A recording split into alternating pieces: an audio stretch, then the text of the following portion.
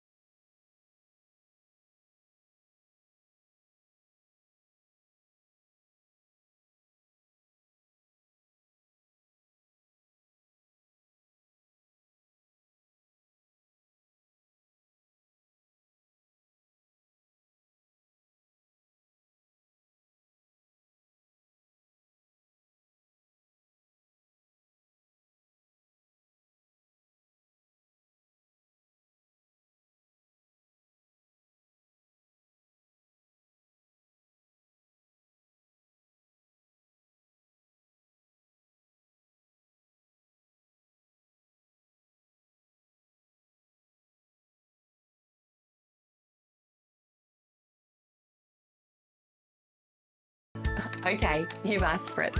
We've just been scratching the surface so far, and I was planning on holding off to doing a deeper dive until we'd journeyed a few more weeks together, but you're all eager beavers, which I love. So today we're beginning that deep dive that will change the way you think about your child's behaviour. And you guessed it, looking more closely at each of the 10 most common play schemas. If you've listened from the start, and we're only 4 episodes in, so if you haven't, it's pretty easy to jump back to the start. You'll now have an idea of what might seem like random behaviour, knowing that it's actually a key part of how your child learns about the world around them. And trust me, once you understand what's really going on in your child's play, a lot of the frustration that comes with parenting will begin to melt away. And trying to spot these play schemas can become a bit of a game in itself. So get comfortable, whether you're out on a walk, catching a rare moment of quiet, or multitasking around the house. Let's dive on in and explore the 10 most common types of play schemas.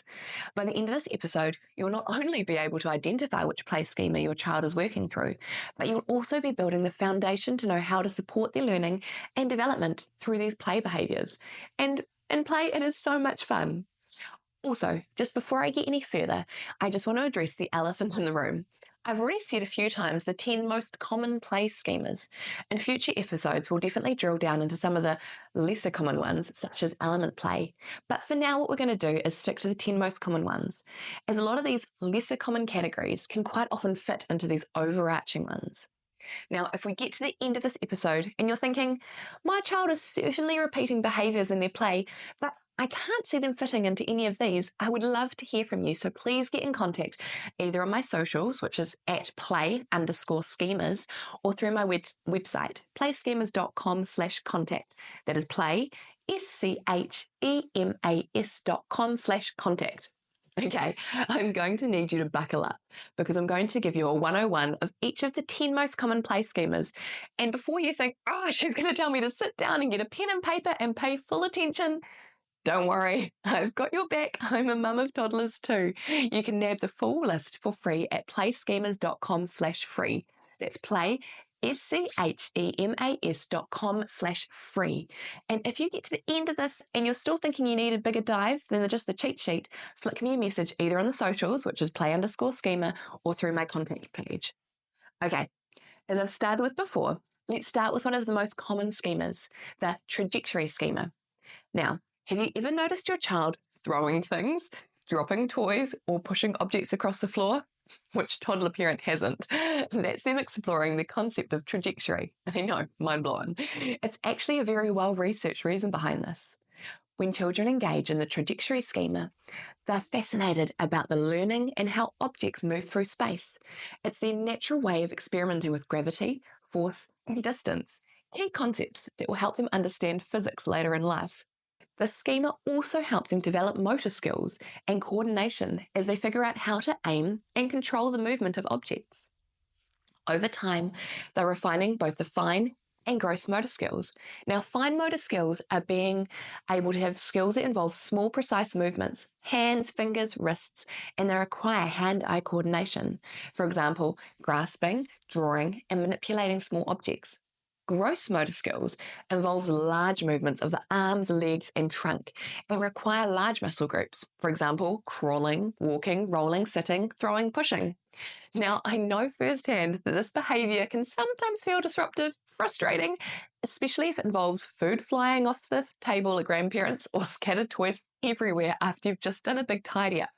And you've been having a flashback to when you looked at the lounge and thought, it used to be like this all the time. But when you understand that your child is trying to make sense of motion, I'm hoping that we're beginning to change your perspective. Instead of trying to stop the behavior, you can support it and maybe redirect it into a way that supports your home better. Some ideas to give you your child is using softballs to throw, set up a mini bowling game. You could let them use cars to roll down a ramp. All of these activities allow your child to satisfy their curiosity while fostering important cognitive and physical development. If inside is just not appropriate, think about how this can be taken outside, either in your own yard or a local park. Have you got any tried or true ways for you to explore the schema? I would love to hear from you, and this goes for any schema. So by doing all these things, you're allowing your child to safely explore trajectory and while fostering their motor skills and cognitive development. I'm also guessing that through leaning into the schema rather than trying to push against it, the relationship with the house will be a whole lot calmer since your child is having the chance to work through the schema rather than you trying to work against it. And the same goes for all schemas. It might be a topic for another day. Okay, number 2, the transporting schema. This is where your child loves to move objects or carry items from one place to another.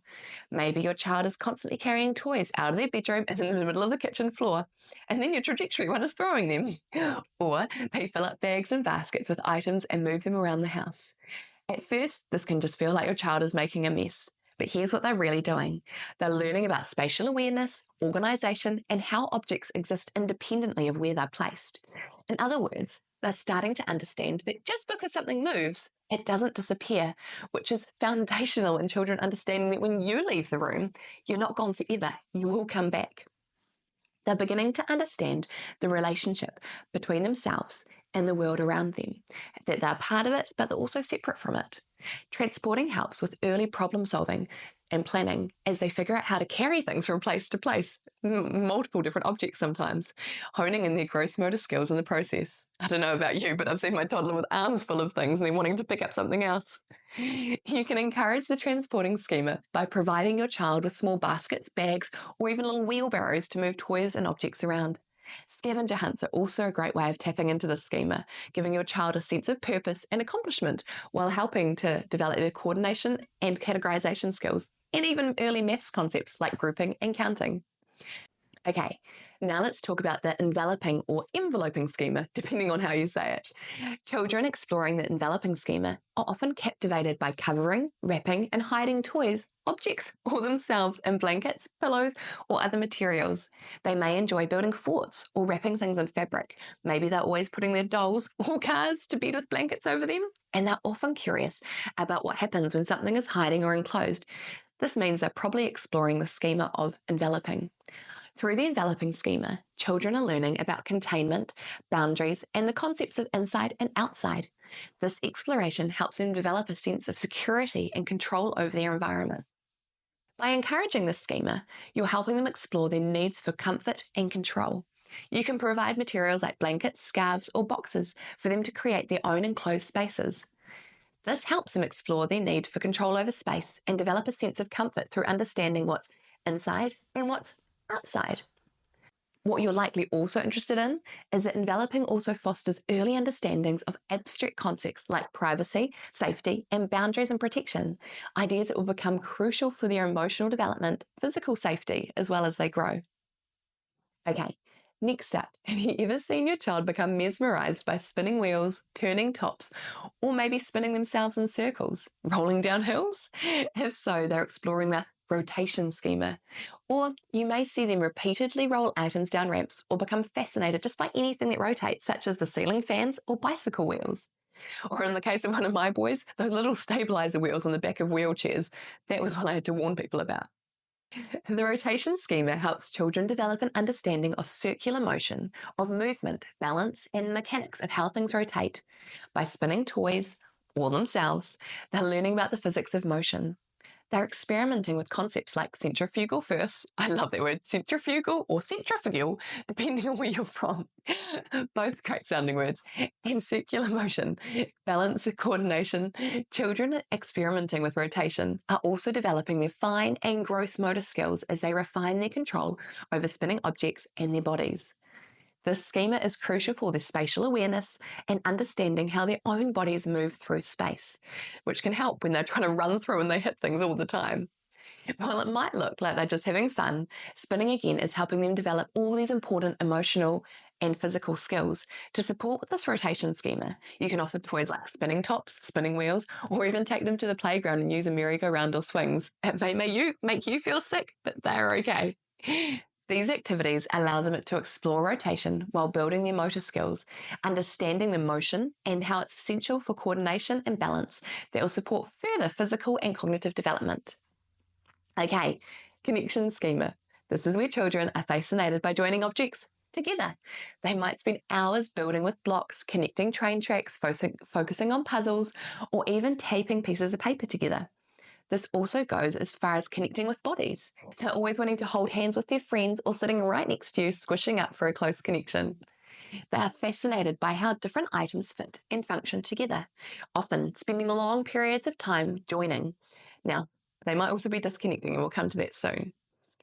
What they're learning here is how there's a relationships between objects and how they work. They're exploring how pieces fit together and how to build stable structures, which lead to early problem-solving skills and fosters creativity. Connecting also enhances fine motor control and hand-eye coordination, especially as they learn to manipulate small pieces like puzzle parts or building blocks. So, to support this schema, you can provide toys like building blocks, Lego, construction toys, or puzzles. Encourage your child to experiment with different ways of connecting objects. This not only helps them to develop their fine motor skills, but also strengthens their ability to think critically about how things relate to each other and practice patience and perseverance as they experiment with different combinations, a skill and trait we'd love all our kids to have, and us. Allowing them to explore the mechanics of building and strengthening the cognitive and fine motor skills are essential for later academic tasks like writing or mathematics. If they're wanting to connect close with their friends or siblings and the other person isn't keen, knowing that they're possibly working through the connection schema will really help you to stick with this connection schema but redirect in another way of connection. Maybe something as simple as having connection through matching stickers on their hands. Now, on the flip side, we have the disconnecting schema. This is, when you guessed it, children love to take things apart. They might be constantly breaking down the block towers, theirs, or more likely others, separating toy parts, undoing pens, or unfastening objects. This is a schema where, if you have more than one child around, particularly if they're exploring the connection schema, adult intervention may be needed. It can feel a little frustrating when they disassemble something you've just put together. And while it may seem destructive, disconnecting is actually a critical part of learning how objects work, the relationships between components and how they can be taken apart and put back together. This builds, again, critical thinking and problem-solving skills, as well as fine motor coordination as they manipulate the objects and they reverse engineer something. In this disconnecting schema, children are learning that the reverse of connecting is the disconnecting process, and it encourages perseverance and persistence as they work to understand how things are taken apart and that they can be reassembled. Now, to support this schema, offer things that can be taken apart or you're happy to. So things that can be safely disassembled like puzzles, stackable blocks, toys with removable parts, or even simple household objects like lids of containers. You could even level up if they've already been working with their fine motor skills and allow them to work with you and a screwdriver to remove screws from some wood. Encouraging this behaviour helps your child develop problem-solving skills and understanding that the relationship between parts and the whole. It provides them with opportunities to explore this instinct while enhancing their cognitive and physical development. As you may see, everything is enhancing their overall development, which is so great. Play is the way. Okay, so the enclosing schema is all about creating boundaries. Children engaged in the schema are fascinated by enclosing spaces.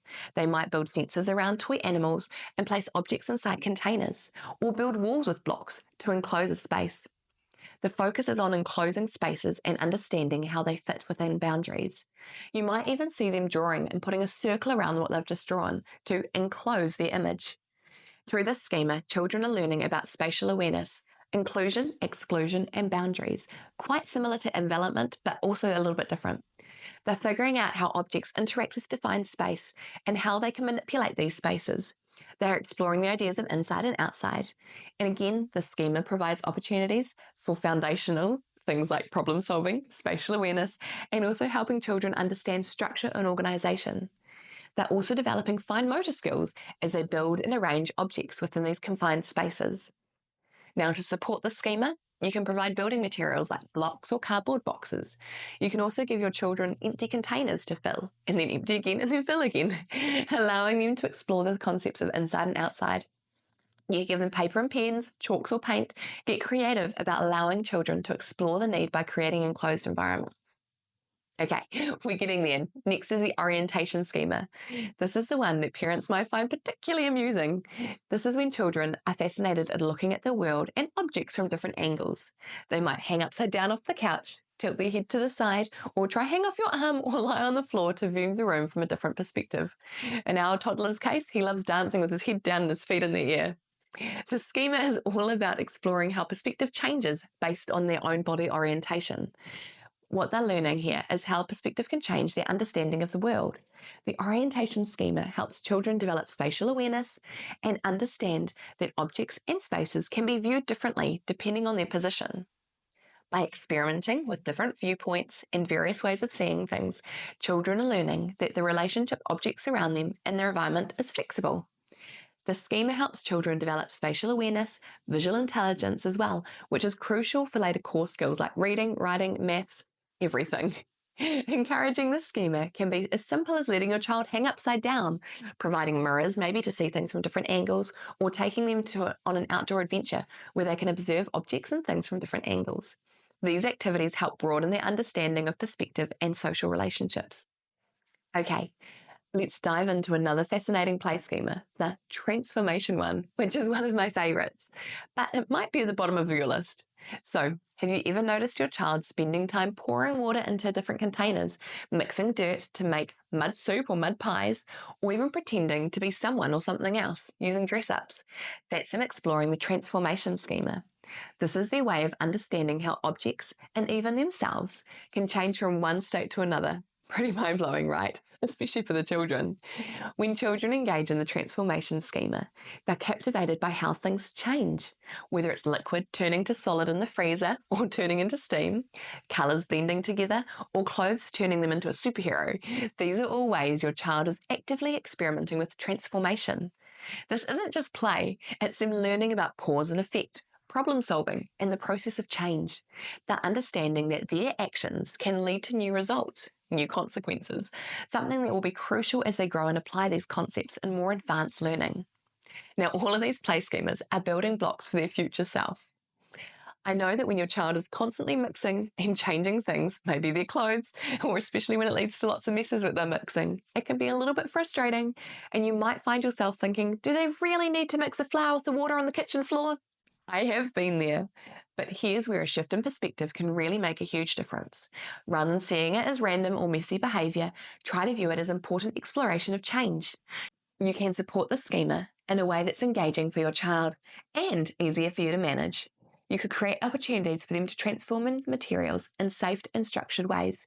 For example, maybe sensory bins with water and ice, or encourage imaginative play where they transform into different characters. You could also introduce some simple baking activities or cooking, like making Play-Doh, mixing ingredients together. Both are great ways for letting them explore transformation without the chaos of taking over the house. Maybe let them help make dinner. And maybe at the end, you might be lucky enough to have some lovely food to have. Or interesting. By doing this, you're not only allowing your child to foster their natural curiosity, but also supporting critical cognitive skills like problem solving and experimentation. And as an added bonus, leaning into the transformation schema rather than fighting against it will lead to fewer power struggles at home and probably fewer messes. When kids feel understood in their play, they're more content, engaged, and calm. And in the process, you're creating a richer, more joyful learning environment, one where your child feels free to explore, change, and grow. Just like with all schemas, when you meet your child where they're at and support their natural inclinations, life at home tends to flow a lot more smoothly. Okay, I told you you'd need to buckle up. Now, lastly, we have the positioning schema. This is when children love to arrange objects in neat lines, sequences, or precise patterns that you might find your child lining up their cars, organising toys by colour, or creating symmetrical patterns with blocks. Through the positioning schema, children are learning about order, balance, structure, and categorisation or groupings. This type of play is closely linked to early mathematical and scientific thinking, and they're beginning to understand concepts like sorting, grouping, symmetry, patterns, sequencing, and logic. To support the schema, provide opportunities for your child to organise and arrange objects using their own categorisation. You can give them sorting games, building blocks, loose parts, or natural materials like stones or leaves or sticks to arrange into patterns. And again, this helps them develop problem-solving skills and fine motor control. One thing I love doing is using pegs because you've got lots of different colours and they're really easy for the kids to manipulate. Okay, I'm not sure about you, but that was a lot of information. Exciting information, but a lot. And if you're anything like me, I'm guessing that while you were listening, you were thinking back to moments you've seen your child portray in some of these schemas. And also, if you're anything like me, your brain probably took you on a tangent so you missed part of the schema or had to pause multiple times and press the back 15 seconds to try and catch what you missed. So do remember that I have all of this information in my free cheat sheet and guide at playschemas.com/free. And also it'll be in the show notes, playschemas.com/004, because we're up to episode 4 already. Okay, now that I've covered the 10 most common play schemas, let's just have a real quick look at why understanding these schemas is such a game changer for us as parents. Because when you recognize these play patterns, you're not just watching your child play, you're understanding their learning process. Instead of seeing the behaviors like throwing, spinning, or lining up toys at the wrong time frustrating, you can see them as valuable opportunities for growth. I mean, now that you're armed with this knowledge, how can you not? For example, when your child is fascinated with transporting objects, you're now not just cleaning up after them, you're nurturing their spatial awareness, their problem-solving skills, and their physical and fine motor coordination. Understanding play schemas gives you a new lens to which you can view your child's actions, and that perspective shift can make a huge difference in your parenting journey. As you will have guessed, after listening to the run-through of the schemas, play schemas aren't just about the present moment. By supporting your child's play schemas, you're helping them to build skills that will serve them for life. Play schemas lay the foundations for cognitive, physical, emotional development, whether it's learning about balance through the rotation schema or understanding categorization through the positioning schema. These early behaviors are crucial for future academic and social success. And when you understand your child's play schemas, you're now not just managing their behaviour, you're joining in on their learning journey, you're understanding and leaning in. By supporting their natural curiosity, you build trust and foster stronger communication and connections. Play becomes a shared experience filled with moments of connection, joy, and growth, which creates a stronger parent and child bond. As we wrap up for today, let's talk about how you can support play schemas in your home. Here are 3 simple practical steps that you can take to foster your child's development through these schemas. So number 1, observe without interference. Start by observing your child's play. What behaviours do they repeat? Are they constantly transporting objects, or are they more focused on something like positioning? Observation is the first step in unlocking the power of play schemas.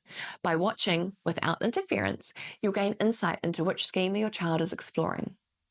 Number 2, create play opportunities. Once you've identified the schema, you can create opportunities that encourage and expand their play. If your child is working through the disconnecting schema, for example, you can provide toys that can be safely taken apart. And if they're exploring the rotation one's the spinning parts. The key is to provide materials that allow your child to dive deeper into their natural instincts and then sometimes redirect it to a way that's better for your household. And number 3, let go of control. Sometimes the best thing we can do is let our children take the lead, encourage the free play and give your child the space to explore their interests without too much direction. When you let go of control, you allow your child to fully engage in their play schema, and that's where the real learning happens. Okay, let's do a really quick recap of the 10 most common play schemas that we've discussed today. Okay, we have trajectory, which is exploring motion and gravity through throwing and dropping. Transporting, learning about spatial awareness and moving objects. Enveloping, understanding boundaries through wrapping and enclosing. Rotation, exploring balance and circular motion by spinning objects. Connecting, discovering relationships between objects and joining them. Disconnecting, building problem-solving skills by taking things apart. Enclosure, creating boundaries and enclosed spaces. orientation, viewing objects from different perspectives, transforming, investigating change by mixing, shaping, or manipulating objects. And then lastly, positioning, understanding order and categorization through arranging objects. So, as you go about your day today, I encourage you to watch your child with fresh eyes, observe their play, and recognize their schema and embrace the magic of understanding their learning journey. Remember, every seemingly random action is part of your child's way of understanding the world. By supporting their play schemas, you're not only helping them learn, you're helping them thrive. So thank you so much for joining me on today's episode of Demystifying Child's Play through Play Schemas. And remember, if you're thinking that you need a deeper dive than just the cheat sheet, flick me a message either on socials at play_schemas or through my contact page on my website. I'd love to hear from you. I look forward to you joining me in the next episode as we unpack more about demystifying child's play through play schemas. I hope you've been taking into your day new ideas and insights to help you connect with your child through more play in meaningful and fun ways. If you've enjoyed this episode, make sure to subscribe so you never miss out on future tips, tricks, and those aha moments, and share it with other parents who are ready to go on this journey too. If you want to dive in more, head over to the blog at playschemas.com/004 for the show notes and any bonuses that are attached to this episode. That's schemas.com/004. And I'd love to hear your playtime stories. Whether you're celebrating a win or trying to crack the mystery behind a new behaviour, I'm here for it. Reach out on social media or drop me a message. And until next time, say it with me, today is a great day to play.